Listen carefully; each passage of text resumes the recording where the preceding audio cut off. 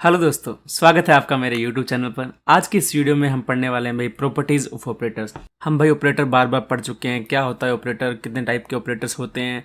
और आज हम पढ़ने वाले हैं इस वीडियो में कि जो हमारे पास ऑपरेटर है उनके पास क्या प्रॉपर्टीज वो लोग फॉलो कर रहे हैं। तो सपोज हमारे पास दो ऑपरेटर हैं, एक ऑपरेटर है हमारा ए कैप एंड बी कैप। अब हमें पता है हमारे जो भी ऑपरेटर होते हैं वो किसी ना किसी फंक्शन पर लगते हैं, अकेले ऑपरेटर का कोई मतलब नहीं है। तो ये हमारे पास दो ऑपरेटर हैं, ए कैप एंड बी कैप। अब अगर उनको मैं जोड़ करूँ या उनको घटाव करूँ आपस में, तो वो कैसे बिहेव करेंगे। तो ये था हमारे पास दो operator A cap and B cap. तो अगर मैं इसको जोड़ूं या घटाऊं और किसी फंक्शन पर अप्लाई करूं तो ये क्या करेंगे, डिस्ट्रीब्यूट हो जाएंगे और इस पर इंडिविजुअली अप्लाई हो जाएंगे। तो जब भी मेरे पास किसी दो ऑपरेटर्स का जोड़ या घटाव दिया हो तो वो क्या करेंगे, अपने आने वाले फंक्शन पर इंडिविजुअली अप्लाई हो जाएंगे। अब हम एग्जाम्पल लेते हैं। सपोज हमें एक ऑपरेटर दिया हुआ है, ए कैप ऑपरेटर है डेल बाय डेल एक्स। इसी तरह हमारे पास एक ऑपरेटर है बी कैप जिसका मान है डेल बाय डेल वाई। और हमें कोई फंक्शन दिया हुआ है F of X is equal to sine X. और अगर मैं ऑपरेटर्स का जोड़ करके अप्लाई करूं मेरे एफ एक्स पर तो क्या हो जाएगा, ये आएगा a cap b cap f x. अब यहाँ पर ए कैप और बी कैप की वैल्यू क्या आएगी, del by del x plus del by del y. F x का मान क्या है, साइन एक्स। तो मुझे पता है जब भी मैं ऑपरेटर का जोड़ करके अप्लाई करूंगा तो वो क्या करेंगे, इंडिविजुअली अप्लाई हो जाएंगे। तो मेरे पास आ जाएगा del by del X sine X, इसी तरह del by del Y sine X. अब ये मेरा साइन एक्स दिया हुआ, जब मैं इसको एक्स के रिस्पेक्ट में डेरिवेटिव करूंगा तो ये आ जाएगा मेरे पास कोस एक्स। इसी तरह जब मैं y के रिस्पेक्ट में डेरिवेशन करूंगा तो वो क्या आएगा, जीरो, बिकॉज यहाँ पर y टर्म है नहीं और मैं क्या कर रहा हूँ, पार्शियल डिफरेंशिएशन कर रहा हूँ। तो जब भी यहाँ पर x है तो y के रिस्पेक्ट में डेरिवेटिव कर रहा हूँ तो मेरे पास आंसर आएगा जीरो। तो यहाँ पर ऑपरेट करने के बाद क्या आंसर आ गया मेरा, फाइनल आ गया कोस एक्स। तो जब भी आपको जोड़ या घटाव दिया हो तो हमारे किसी भी फंक्शन पर ऑपरेटर लग रहा है तो वो क्या करेगा, इंडिविजुअली उस पर अप्लाई हो जाएगा। यही है हमारी पहली प्रॉपर्टी। नेक्स्ट प्रॉपर्टी में हम देख रहे हैं कि सपोज मेरे पास दो ऑपरेटर दिए हों और उनका मैं मल्टीप्लाई करूं, मतलब उनका प्रोडक्ट करूं तो क्या हो जाएगा। इसमें देखो आप, हमारे पास दो ऑपरेटर दिए हुए हैं ए कैप एंड बी कैप और मैंने क्या कर दिया, उसको एफ एक्स पर अप्लाई कर दिया। तो ये क्या करेंगे, अपने ऑर्डर के अकॉर्डिंग ऑपरेट हो जाएंगे। जैसे कि बी कैप पहले था ना, तो बी कैप पहले एफ एक्स पर ऑपरेट हो जाएगा, फिर जो आंसर आएगा उस पर हमारा ए कैप ऑपरेट हो जाएगा। एग्जाम्पल लेते हैं हम। इसमें ऑर्डर बहुत जरूरी है, अगर हम ऑर्डर को फॉलो नहीं करेंगे तो हमारा आंसर गलत आएगा। सपोज हम लेते हैं कि हमारे पास ए कैप दिया हुआ है ई पावर 2x और हमें बी कैप दिया हुआ है डी बाय डी एक्स और हमारा फंक्शन हम ले लेते हैं साइन एक्स। अब मैं ऑपरेट करता हूँ ए कैप बी कैप और एफ एक्स। तो सबसे पहले क्या होगा, हमारे पास ए कैप ऐसा कैसा, मतलब ई की पावर 2x ऐसा कैसा, बी कैप आ जाएगा डी बाई डी एक्स और किस पर ऑपरेट हो जाएगा, ये हो जाएगा साइन एक्स पर ऑपरेट।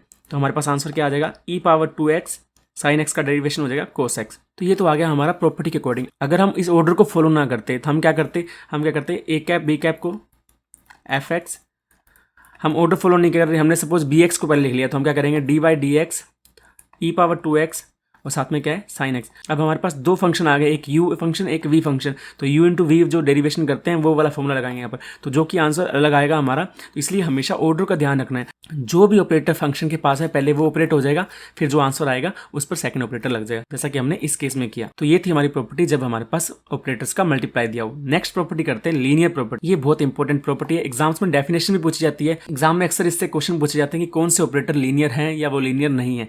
तो देख लेते हैं क्या होते हैं लीनियर ऑपरेटर्स। तो सपोज हमारे पास कोई एक ऑपरेटर है ए कैप, तो वो लीनियर कब कहलाएगा, जब वो इक्वली डिस्ट्रीब्यूट हो जाएगा फंक्शंस पर। सपोज हमारे पास दो फंक्शन थे F X and G X, हमने क्या किया, एक ऑपरेटर लगाया ए कैप, तो वो क्या किया, वो डिस्ट्रीब्यूट हो गया पूरी तरह से। ए और बी हमारे यहाँ से कांस्टेंट थे वो बाहर आ गए और हमारा क्या हुआ, ऑपरेटर हमारा इंडिविजुअली अप्लाई हो गया फंक्शंस पर।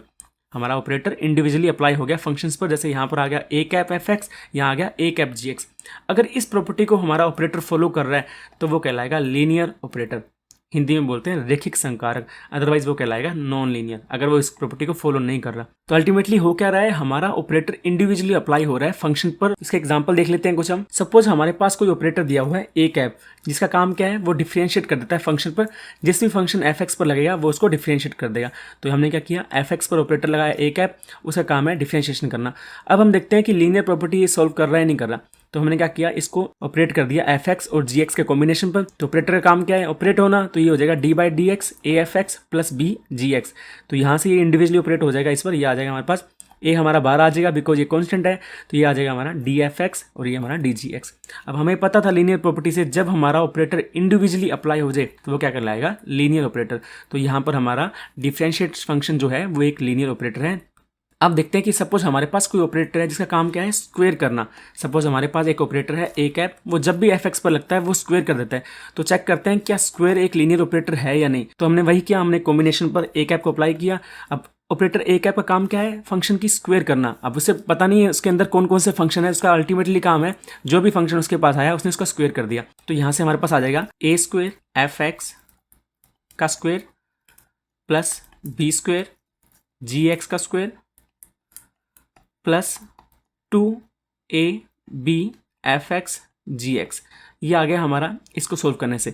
बट अगर ये लीनियर ऑपरेटर होता तो लीनियर ऑपरेटर क्या करता है, वो इंडिविजुअली अप्लाई होता है। तो यहाँ पर क्या आता है हमारा आंसर, वो आता है ए एफ एक्स का square plus B G x का स्क्वायर। लीनियर ऑपरेटर वही होते हैं ना जो इंडिविजुअली अप्लाई होते हैं, मैटर नहीं करता क्या फंक्शन दिया यहाँ पर। लेकिन यहाँ पर इसका आंसर आ रहा है ये, तो ये हमारा लीनियर ऑपरेटर नहीं है। स्क्वायर हमारा एक लीनियर ऑपरेटर नहीं है, बट डिफरेंशिएशन हमारा लीनियर ऑपरेटर था। अब हम चेक कर लेते हैं भाई हमारा मोमेंटम क्या लीनियर ऑपरेटर है नहीं। मोमेंटम क्या होता है, फॉर्मूला हमारे पास होता है P X cap is equal to minus eta H cut del by del X. अब हमने डी बाई डी एक्स के लिए पढ़ लिया, डी एक्स क्या है, एक लीनियर ऑपरेटर है। तो इसमें क्या हो रहा है, माइनस आइटा एच कट साथ में मल्टीप्लाई हो रहा है, जो कि कांस्टेंट टर्म है तो वो बाहर ही रह जाएगी। अगर D by D x linear है तो हमारा मोमेंटम भी लीनियर ऑपरेटर होगा। तो क्या आंसर आ जाएगा कि मोमेंटम हमारा लीनियर ऑपरेटर है। तो ये था हमारा आज का छोटा सा टॉपिक जो था हमारा प्रॉपर्टीज पे बेस। मिलते हैं नेक्स्ट वीडियो में। Thank you so much. जय हिंद, जय भारत।